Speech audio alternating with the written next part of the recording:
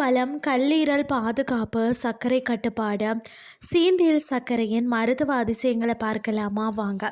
என்னென்னு சொல்லி பார்த்தீங்கன்னு சொன்னால், சீந்தில் கொடி அமிர்தவள்ளி என்றும் அழைக்கப்படும் ஒரு சக்தி வாய்ந்த மூலிகை.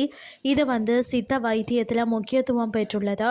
சீந்தில் என்பது மரங்களில் சுற்றி படரக்கூடிய ஒரு மூலிகை தாவரமாக தான் இருக்கிறது. தண்டின் மேல் பகுதி தடித்த தோல் போன்று மூடி இருக்கும். மெல்லிய காகிதம் போன்ற படலம் மூடி இருக்கும். இலைகளை இதய வடிவில் இருக்கும். இதை மரங்களின் மேல் ஏறி படரும். அதாவது பார்த்தீங்கன்னா, கொடியை அறுத்து விட்டாலும் உலர்ந்து போகாத, காற்றில் உள்ள நீரை உறிஞ்சி வாழும் திறனுடையது.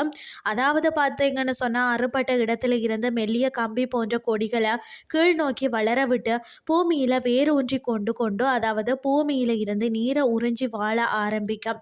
அதாவது சீந்திலுக்கு அமிர்தவள்ளி, சோமவள்ளி, அமிர்தை, குண்டலி, அமிர்த கொடி போன்ற பல பெயர்களும் இருக்கிறதா. அது மட்டும் இல்லாமல் வள்ளி என்றால் கொடி என்ற பொருளை கொடி வகையான சீந்திலுக்கு அமிர்தவள்ளி எனும் பெயரும், அமிர்தம் என்றால் அழியாத தன்மையை கொடுக்கும் என்ற பொருளில் அமிர்த எனும் பெயர் இதற்கு ஏற்பட்டிருக்கிறது. சீந்திலிலை, தண்டு, வேர் அனைத்தும் மருந்தாகி பயன்படக்கூடிய குணம் கொண்டது.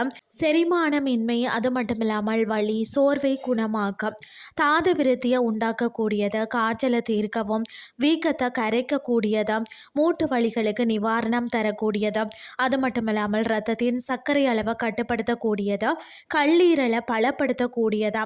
சீந்தில் கொடியில இருந்து தயாரிக்கப்படும் மருந்தாகத்தான் சிறுநீரக செயலிழப்பு, கல்லீரல் கோளாறு ஆகியவைகளுக்கு கொடுக்கப்படுகிறதா.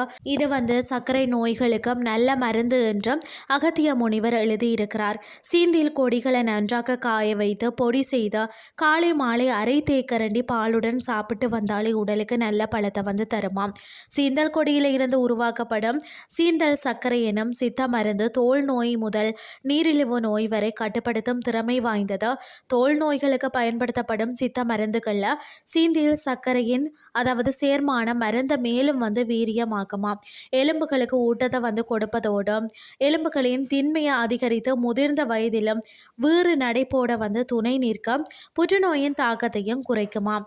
இதனை எடுக்கும்போது சித்த மருத்துவரின் ஆலோசனையை கேட்டு செய்யலாம். இன்றைய கிறிஸ்டி உங்களுக்கு பிரயோசனமாக அமைஞ்சிருக்கும்னு சொல்லி நானும் நம்புகிறேன். இதே மாதிரி மற்றொரு கிறிஸ்டியின் வாயிலாக உங்களை சந்திக்கிறேன். நன்றி.